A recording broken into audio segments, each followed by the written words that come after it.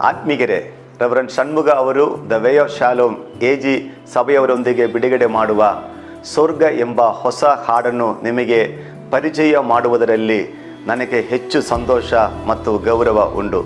ಈ ಹಾಡಲು ಅನೇಕರಿಗೆ ಆಶೀರ್ವಾದವಾಗಿಯೂ ಕರ್ತನ ಸಭೆಗೆ ಪುನರುಜ್ಜೀವನವಾಗಿಯೂ ಇರಲಿ ಎಂಬುದಾಗಿ ಪ್ರಾರ್ಥಿಸುತ್ತೇನೆ. ಪ್ರಾರ್ಥನೆ ಮಾಡೋಣ. ತಂದೆಯಾದ ದೇವರೇ, ಯೇಸು ಕ್ರಿಸ್ತನ ಹೆಸರಿನಲ್ಲಿ ಸೇವಕನಾದ ರೆವರೆಂಡ್ ಷಣ್ಮುಗ ಅವರಿಗಾಗಿ ಪ್ರಾರ್ಥಿಸುತ್ತೇನೆ.